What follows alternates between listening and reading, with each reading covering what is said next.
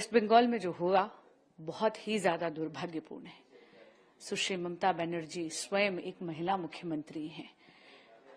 कितनी शर्मसार करने वाली बात है कि स्टेट की मुख्यमंत्री ही नहीं बल्कि वो होम मिनिस्टर भी हैं, वेस्ट बंगाल की हेल्थ मिनिस्टर भी हैं, लेकिन उसके बावजूद एक ऐसा दुष्कर्म एक महिला डॉक्टर के साथ होता है, वो डिटेल्स देके रूह कांप जाती है। मैं पूछना चाहती हूं माननीय मुख्यमंत्री महिला ममता बनर्जी से कि वो जब मार्च निकालती हैं तो वो किससे न्याय की मांग कर रही हैं? अरे होम मिनिस्टर वो हैं, मुख्यमंत्री वो हैं, हेल्थ मिनिस्टर वो हैं, तो वो न्याय की मांग किससे कर रही हैं? और ये जो उनके रहते इतना ज्यादा बॉचअप हो रहा है इन्वेस्टिगेशन में, इसकी उनकी और वेस्ट बंगाल के प्रशासन की जवाबदेही बनती है। और दूसरी तरफ वेस्ट बंगाल का हमने मैटर भी देखा है, आप कैसे देख रहे हैं इस पूरे मैटर को? रक्षाबंधन का त्योहार भाई बहन के बीच में अटूट विश्वास और अगाध स्नेह का त्योहार है। इस रक्षाबंधन पे मैं आग्रह करती हूं भारत के सभी बेटों को कि आप उन सभी बहनों की रक्षा तो करने का प्रण लेते ही हैं जो आपको रक्षा सूत्र बांधती हैं, लेकिन वो बहनें जो किसी और की बेटियां हैं, जो किसी दूसरे के घर की आबरू हैं, वो बहनें जो अपने माँ बाप का सपना है, प्लीज उनकी भी रक्षा करने का प्रण लीजिए। अगर इस देश का एक एक नागरिक, वो चाहे महिला हो चाहे पुरुष हो, ये प्रण ले लेगा कि वो दुराचार के खिलाफ अपनी आवाज उठाएगा, तो मैं जानती हूं कि ऐसे दुष्कर्म शायद आगे ना हो। सेंसिटिव है और कई सवाल वो उठाता है, आपकी क्या प्रतिक्रिया? जो कोलकाता के रेप और मर्डर मामले में माता पिता का बयान आया है, उसके बाद मुझे लगता है ममता बनर्जी में थोड़ी सी भी नैतिकता बची हो तो उनको अपना इस्तीफा, अपना त्याग पत्र दे देना चाहिए, क्योंकि माता पिता के बयान से एक बात पूर्ण तरीके से स्पष्ट है, जो भारतीय जनता पार्टी लगातार पहले दिन से कह रही थी कि ममता बनर्जी की सरकार बेटी को बचाओ, बेटी को न्याय दिलाओ, इसमें कतई दिलचस्पी नहीं रखती।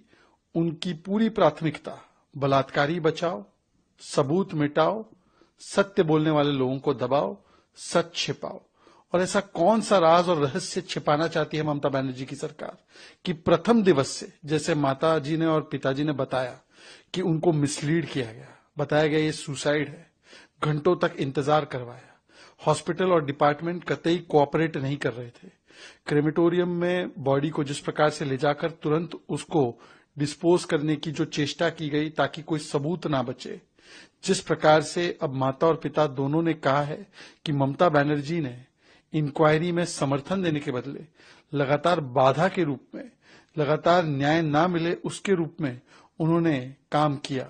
और हमने देखा है ना कि किस प्रकार से ममता बनर्जी जो सत्य की आवाज उठाने वाले आम नागरिक है, तो कोलकाता पुलिस उन्हें दबाव डाल रही है, धमका रही है नोटिस भेजकर। डॉक्टर्स है तो डॉक्टर्स को समन किया जा रहा है।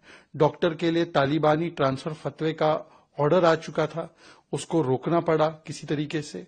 यहां तक कि ममता बनर्जी ने लॉकेट चैटर्जी और बाकी लोगों को भी बुलवाया पुलिस के द्वारा, और अपने खुद के सांसद सुखेंदु जो रॉय है उनको भी, क्योंकि उन्होंने मांग की प्रिंसिपल की और जो कमिश्नर है उनकी जांच हो, तो उनको भी समन चला गया, उनको भी बुलाया गया, उनकी भी आवाज दबाने की कोशिश की गई।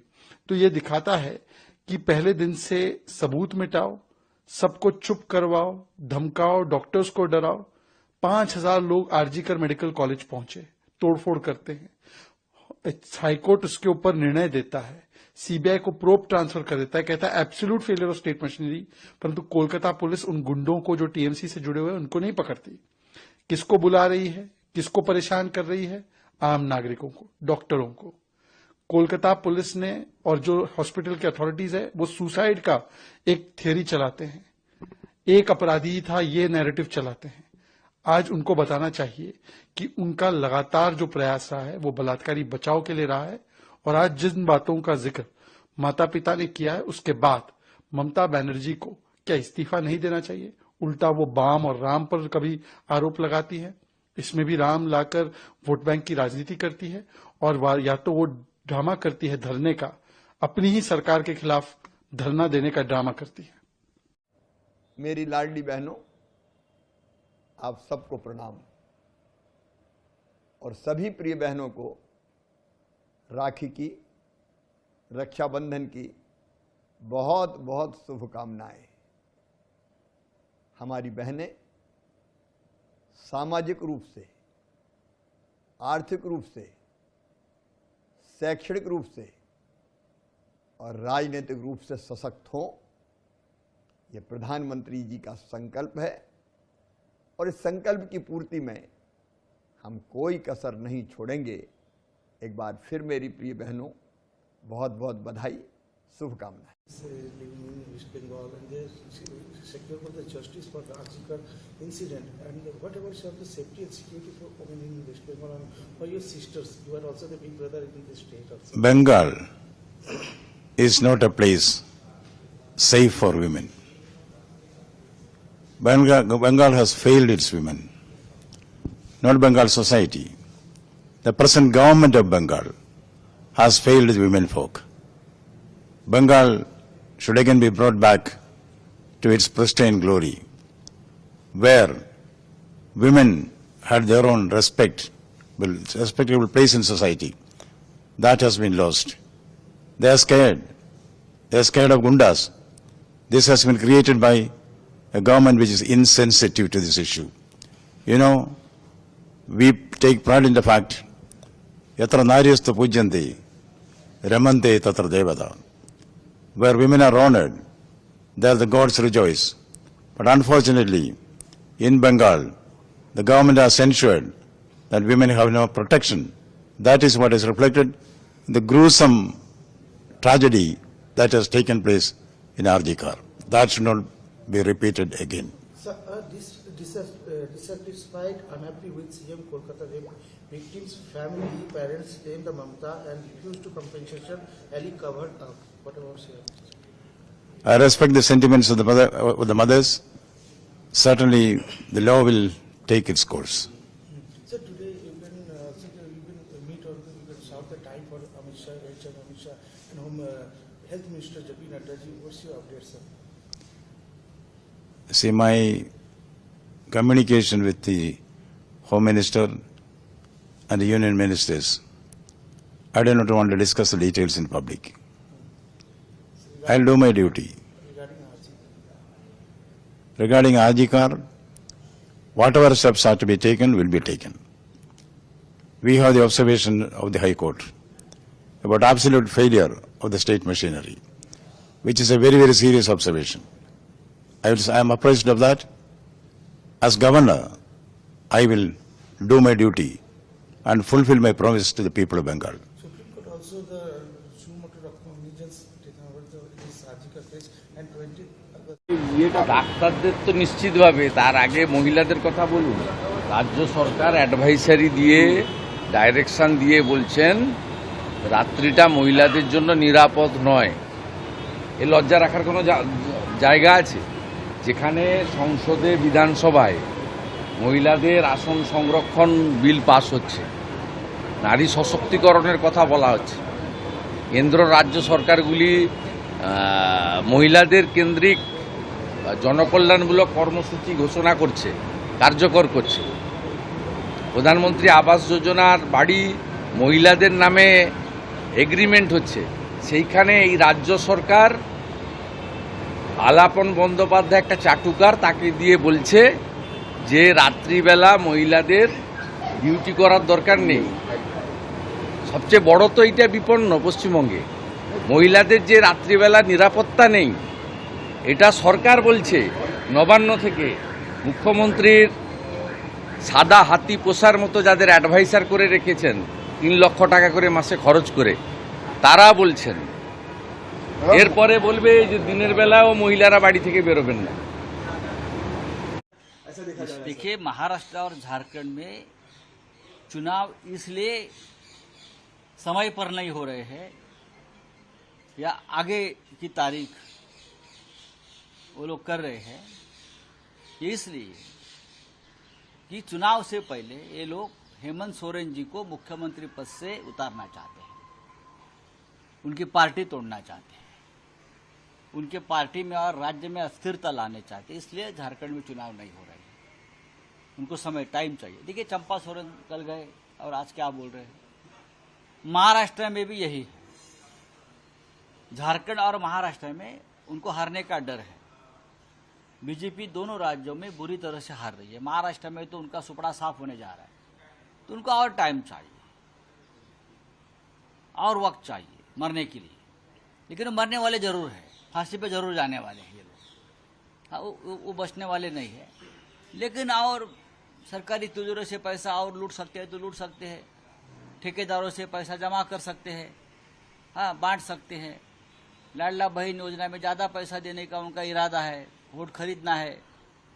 इसीलिए ये झारखंड और महाराष्ट्र में चुनाव नहीं करने जा रहे। ये संविधान के खिलाफ है, ये संविधान के खिलाफ है। चुनाव आयोग संविधान के खिलाफ काम कर रहा है, दबाव में काम कर रहा है। इतना ये गलत बात है। हम एनडीए में हैं, हमको तो ऐसा कहीं नहीं लग रहा है। अगर आरक्षण छीनने की बात होती और शेड्यूल कास्ट में सबसे हाशिए पर लोग रहने वालों को प्रश्रय देने की बात अगर कही जाए तो जीतन मांझी तो बिहार में सबसे नीचे तबके के कैटेगरी के लोग हैं। उसका एक एमपी जीता जीतन मांझी को, उसको उन्होंने कैबिनेट में स्थान दिया। ये क्या दर्शाता है? ये दर्शाता है कि शेड्यूल कास्ट के प्रति अन्याय है। शेड्यूल कास्ट के प्रति उनका पूरा सम्मान है, सबको सम्मान देते हैं। मैं मानता हूँ। और जहाँ तक आरक्षण छीनने की बात है, कहाँ आरक्षण छीनने की बात हो रही है? सब जगह आरक्षण की बात आ रही है और सबको लोग दे रहे हैं। जहाँ जरूरत है वहाँ बात आती है तो उस पर कार्रवाई करते हैं। इसलिए क्या आरक्षण छीनने की बात नहीं है। और यदि आरक्षण छीनने की बात होगी तो मैं कैबिनेट में हूँ, कैबिनेट में भी हम उनसे बात कर सकते हैं। जैसे सुप्रीम कोर्ट ने एक आदेश दिया है कि क्रीमी लेयर होना चाहिए क्रीमी, और इस चीज़ को हमारे मंत्रिमंडल में खासकर नीतीश नरेंद्र भाई मोदी जी ने कहा कि नहीं, अम्बेडकर साहब ने क्रीमी लेयर की बात नहीं कही। हम उनके साथ हो गए, ठीक बात है, क्रीमी लेयर नहीं हो। लेकिन शेड्यूल कास्ट में बहुत सी ऐसी जातियाँ हैं जिनकी साक्षरता दर 5%, 7%, 10%, 20% है। उनकी हालत आज यही है कि 76 वर्ष आज़ादी के बाद भी आज हाशिए पर। इस बात पर उन्होंने सहमति जताई कि प्रधानमंत्री ने या और कहा कि इसके लिए स्पेशल कुछ होना चाहिए। तो फिर अलग के सब कर रहे हैं कि शेड्यूल कास्ट के खिलाफ है। 21 तारीख को विपक्ष आरक्षण को लेकर मुद्दे में भारत बंद का आह्वान किया। अब उनका बात है, उनके बारे में हम क्यों बोलें? कि हमारी बहन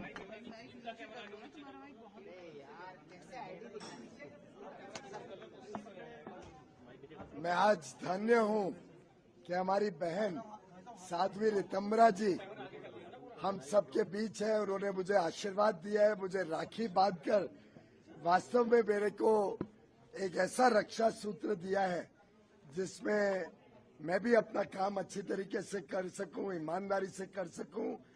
एक प्रकार से ये राखी बड़ी विशेष रही।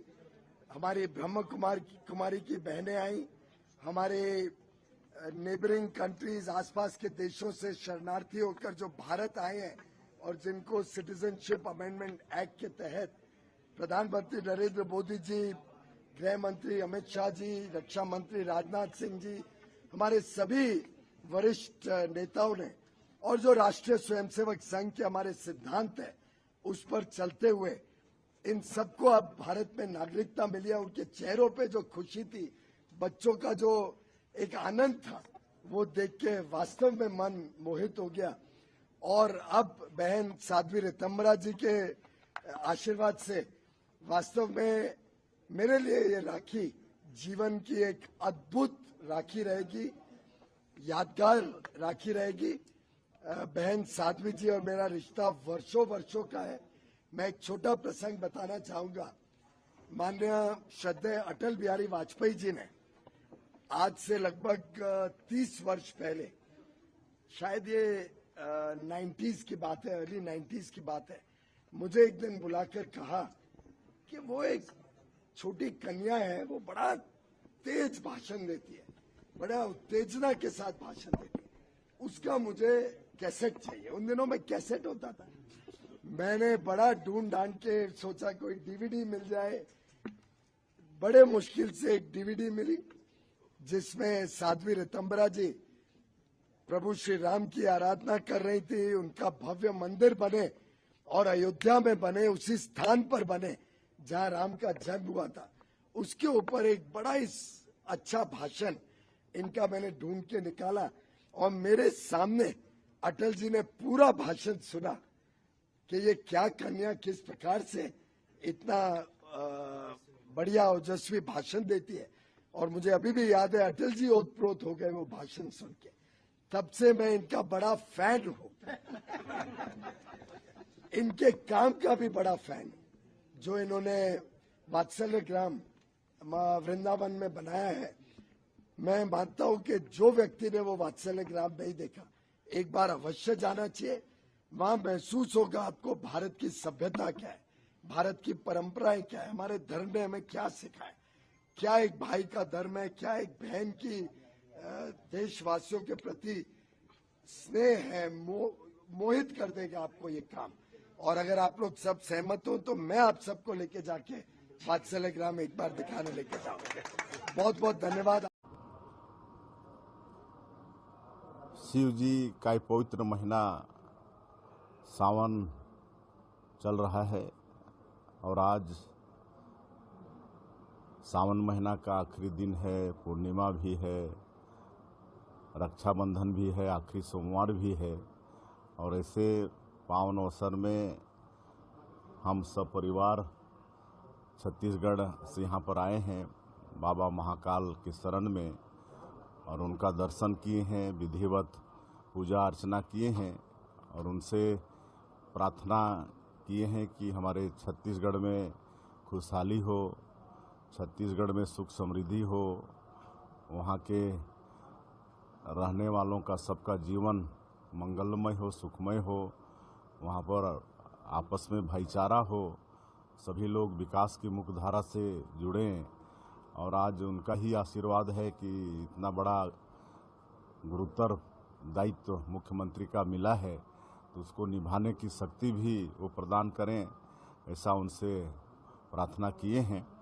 और आज रक्षाबंधन का भी त्यौहार है और संयोग से आज महाकाल की धरती में है, मध्य प्रदेश में है, तो समस्त मध्य प्रदेश वासियों को और छत्तीसगढ़ वासियों को भी रक्षाबंधन की बहुत बहुत बधाई और शुभकामनाएं हम देते हैं।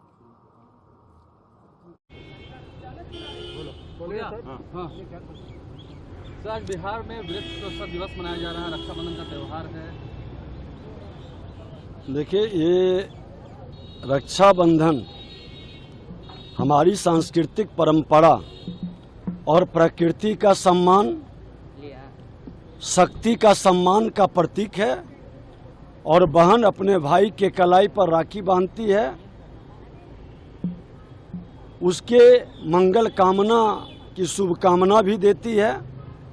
भाई भी बहन की रक्षा का प्रण लेता है। और आज प्रकृति भी मेरी शक्ति है जिसका हम भक्ति करते हैं।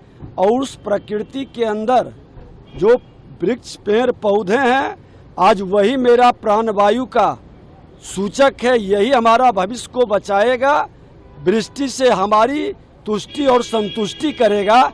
इसलिए रक्षाबंधन में हम अपने बहन से तो निश्चित तौर पर राखी बंधाएं, वृक्षों की भी रक्षा का संकल्प लें और आज वृक्ष लगाएं।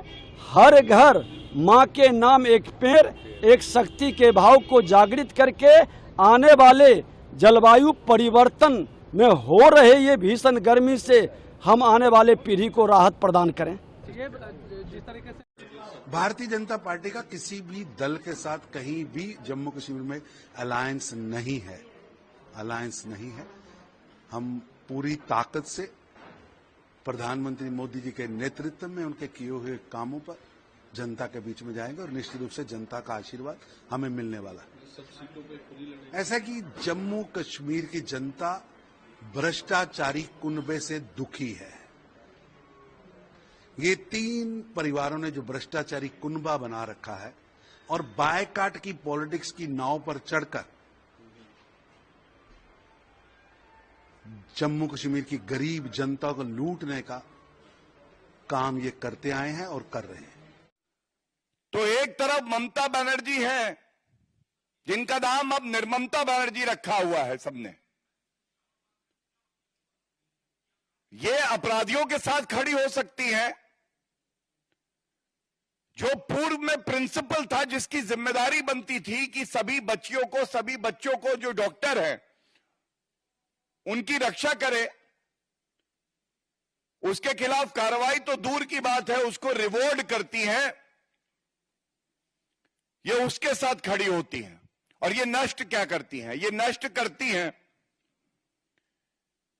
एक महिला की अस्मिता को, नष्ट करती है ये संविधान के प्रावधानों को जिसकी इन्होंने शपथ ली है कि मैं बचाऊंगी।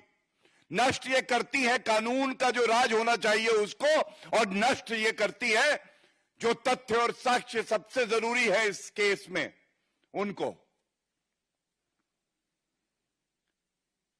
हमारी बहन जिसके साथ ये जघन्य अपराध हुआ है, आज सभी चैनल भी दिखा रहे थे, ये कहना गलत नहीं होगा कि वो वीर थी। उसने अपनी अस्मिता को बचाने के लिए संघर्ष किया, लेकिन ममता बनर्जी का कानून का डंडा नदारद था। ममता बनर्जी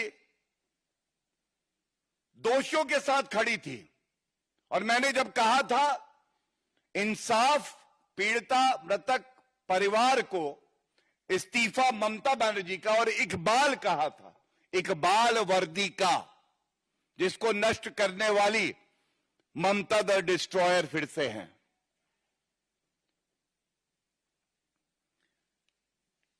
जो रिपोर्ट सामने आ रही हैं, और बड़ी जिम्मेदारी से एक नागरिक होने के नाते, हमारी बहन का भाई होने के नाते, भारतीय जनता पार्टी का प्रवक्ता होने के नाते, और एक वरिष्ठ अधिवक्ता होने के नाते ये सवाल मैं पूछता हूं।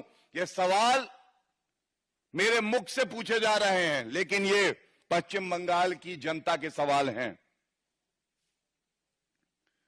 ममता बनर्जी जी, सवाल नंबर 1 आपसे पूछा जाएगा, क्यों आपको कहा जा रहा है डिस्ट्रॉयर ऑफ एविडेंस? हम सब जानते हैं कि जब कोई अपराध घटित होता है तो सबसे ज्यादा महत्वपूर्ण पहले 48 घंटे, जिसको कहा जाता है गोल्डन 48 आवर्स ऑफ इन्वेस्टिगेशन, जिसमें आप प्रमाण इकट्ठे करते हैं, साक्ष्य इकट्ठे करते हैं, और अगर रेप केस है, मर्डर है, तो जो भी ऐसे व्यक्ति हैं जो दरिंदे हैं, उनके हेयर स्ट्रैंड, बाल हो सकते हैं, सीमेन हो सकता है, और भी तथ्य इकट्ठे किए जा सकते हैं।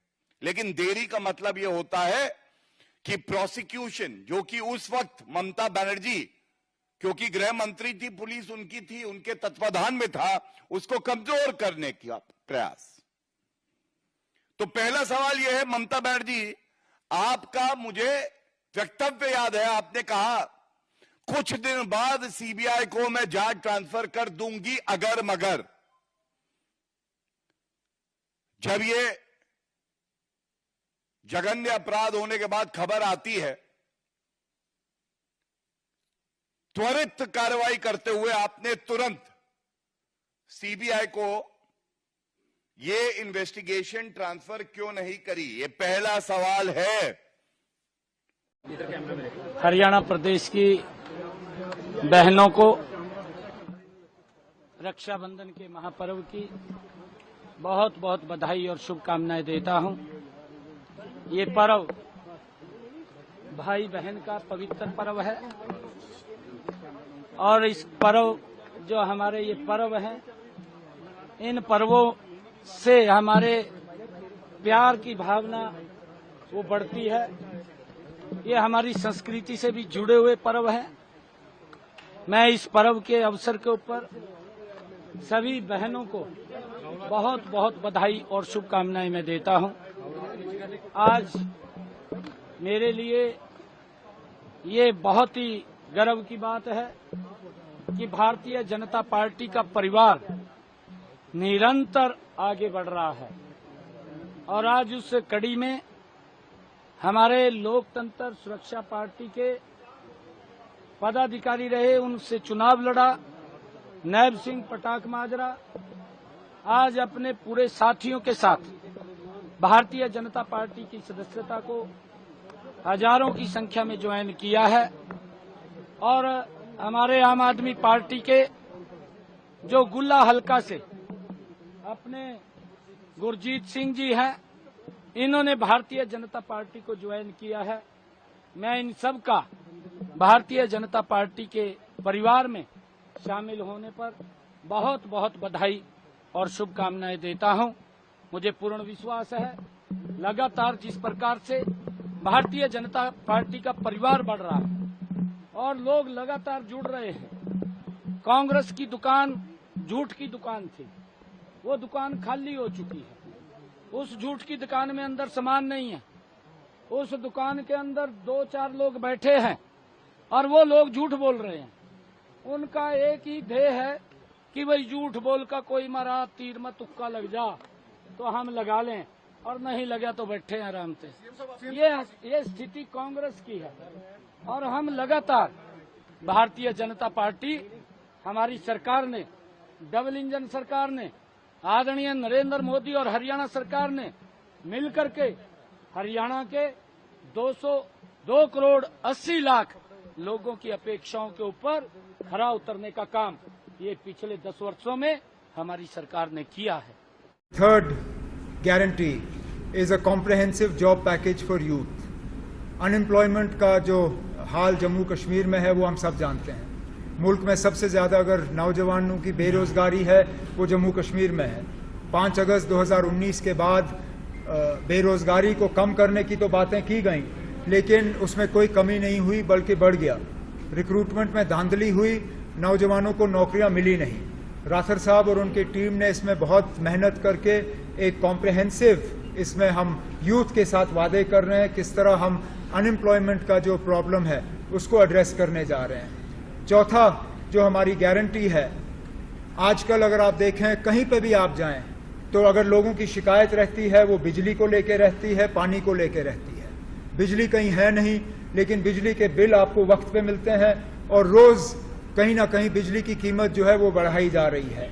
बिजली और पानी की जो तकलीफें लोगों को हैं, इसके बारे में भी एक कॉम्प्रहेंसिव गारंटी लेके हम लोगों के सामने जा रहे हैं कि किस तरह लोगों की जो परेशानियां हैं बिजली और पानी को लेके, इसको हम किस तरह एड्रेस करेंगे। इसमें एक खास वादा जो हम लोगों के साथ कर रहे हैं वो 200 यूनिट मुफ्त बिजली का। और जैसे मैंने आपसे इससे पहले कहा, कुछ लोग तो इससे ज्यादा वादा करेंगे, वो उन तक है, लेकिन जो लोग कल हुकूमत में होंगे नहीं वो कुछ भी कह सकते हैं। हम जानते हैं कि गैर जिम्मेदाराना वादा अगर हमने करना होता सिर्फ लोगों को अपने तरफ खींचने के लिए तो इस 200 को हम 1000 भी कर देते, लेकिन वो जम्मू कश्मीर के लिए मुमकिन नहीं होगा, वो लोगों के साथ धोखा होगा।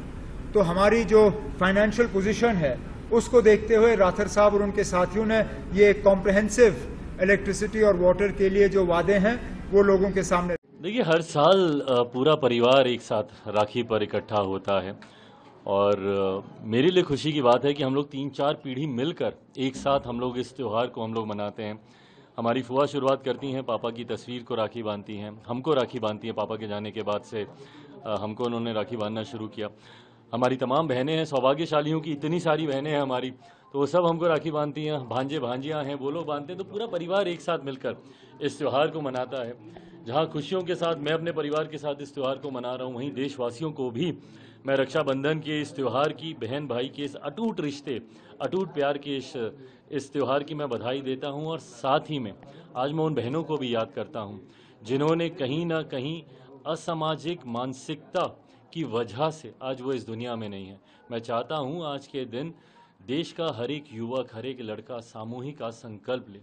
जिस नज़र से हम अपनी बहनों को देखते हैं, उनकी सुरक्षा का हम भरोसा दिलाते हैं, वही सोच देश का हर एक युवा, देश की हर एक बहन बेटी के लिए रखे। ज़रूरत है उस मानसिकता को बदलने की जो महिलाओं के साथ निर्भया जैसे जघन्य अपराध को अंजाम देता है। आज मुझे वो बहन भी याद आती है जो कुछ दिनों पहले जिनके साथ इस तरीके के दुष्कर्म हुए, देश के अलग अलग राज्यों में हुए। आज वो भी बहनें शायद किसी ना किसी भाई की कलाई पर आज राखी बांधती अगर वो होती। तो ऐसे में इस मानसिकता को, और कौन है ये अपराधी, वही लोग हैं जो हम लोग के बीच में सही आते हैं। इस सोच को बदलने की ज़रूरत है जो महिलाओं के ऊपर ऐसे जघन्य अपराध को अंजाम देती हैं। मैं चाहता हूं आज देश का हर एक युवा इस संकल्प को ले ताकि आने वाले दिनों में कभी भविष्य में दोबारा ऐसी घटनाएं ना घटें। को लेकर क्या कहेंगे? डॉक्टरों की सुरक्षा को लेकर तमाम हमारी सरकार ने तो पहले ही कानून बना दिया था उनकी सुरक्षा, तो सुरक्षा होना चाहिए, डॉक्टरों की सुरक्षा होना चाहिए, लेडी डॉक्टर की सुरक्षा होना चाहिए, और जितनी भी लेडी हैं उनकी सुरक्षा होना चाहिए। और उन्होंने कई बार जीरो टॉलरेंस की बात करी, बात तो अभी भी करते थे, लेकिन क्राइम बढ़ते ही चला जा रहा है, भ्रष्टाचार बढ़ता ही चला जा रहा है, महंगाई बढ़ती चली जा रही है। किसानों के साथ जो वादे किए थे सारे। पुलिस की भर्ती प्रक्रिया कल से शुरू होगी, प्रवेश पत्र दिए जाएंगे कल, कितनी पारदर्शिता देख रहे हैं आप? पारदर्शिता तो दिखती है नहीं, ये सरकार से उम्मीद नहीं की जा सकती है, और ये सरकार सबसे अभी तक ये सबसे बेईमान सरकार, कितने बार पर्चे लीक और लीक होने के बाद न तो रद्द करके चुनाव वो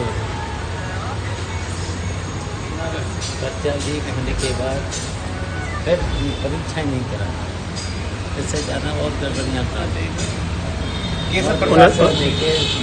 सरकार ने, चाहे तहसील हो, थाने हो, चाहे कोई सरकारी कार्यालय, चाहे नौकरियों, बिना पैसे के नौकरियाँ इसमें नहीं है।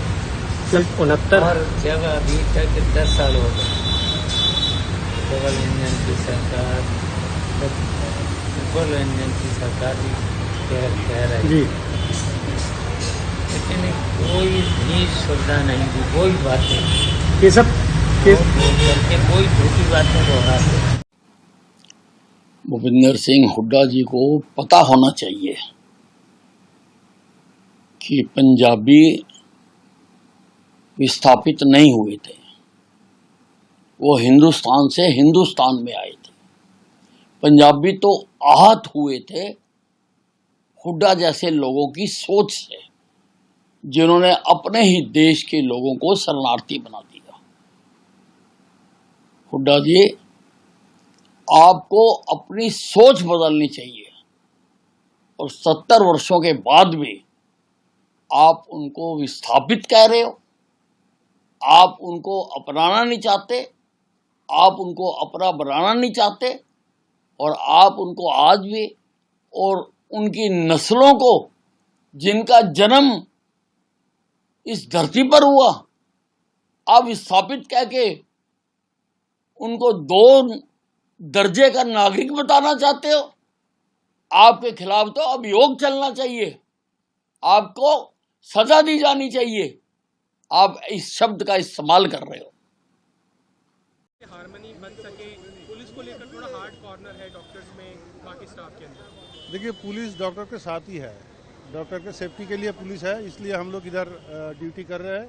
और राखी बंधन उत्सव तो बहुत अच्छा उत्सव है, ये ऑल इंडिया बेसिस इसको पालन कर जाता है। और पुलिस जो किया है इसका तो ठीक ही किया है कि इनको पुलिस डॉक्टर को राखी पहना है, तो अच्छा ही है। डॉक्टर लोग स्वेच्छा से राखी पहना एक अच्छा उद्योग है हम लोगों का। मेल्टडाउन होगा जो डॉक्टर्स का एक हार्ड होना चाहिए ना, तो होना चाहिए, मेल्टडाउन होना चाहिए, क्योंकि ये तो जस्टिस तो सबको चाहिए, और ये आंदोलन तो हर टाइम नहीं चलेगा, सबको तो काम में फिरना होगा ना। तो ये एक प्रोसेस है जो डॉक्टर और पुलिस का अंदर जो डिस्टर्बेंस चल रहा है, इसको ठीक करने के लिए। महाकाल की सवारी वैसे अलग अलग माह में निकलने का आनंद है, लेकिन खासकर सावन के माह में, सावन और भादवा के 2 सोमवार ऐसे करके लगभग 1.5 माह तक सावन की सवारी जब निकलती है, तो बाबा का वैभव जानने वाले तो कहते हैं कि बाबा अपने प्रजाजनों के हाल जानने के लिए भी अपने मंदिर से बाहर आते हैं, देवस्थान से बाहर आकर के धूमधाम से जैसे सवारी निकलती है।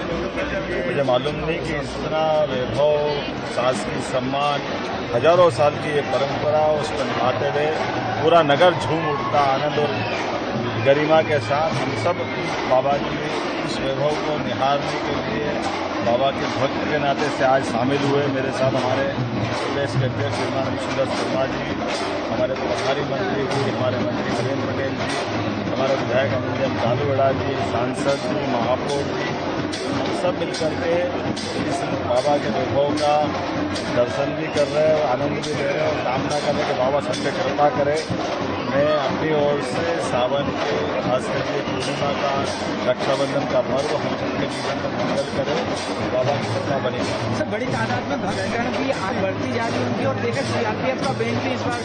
हाँ, हर बार ये नया प्रयोग हम करते जा रहे हैं कि हमारे प्रदेश के सभी बैंड एक बार वो आए, डमरू से वर्ल्ड रिकॉर्ड बनाया, अलग अलग मंत्रीगण आ रहे हैं, हमारे अलग अलग ट्राइबल की खासकर जनजाति बहुल क्षेत्र के वाद्य यंत्रों की टोली आ रही है। आज हमें और अध्यक्ष जी मिले जिनमें हमारे प्रदेश के छत्तीसगढ़ के मुख्यमंत्री आए थे। क्रमशः बाबा के यहाँ हम सब दर्शन करने के लिए, वैभव बढ़ाने की दृष्टि से भी और उसका आशीर्वाद पाने के लिए हम सब आए हैं।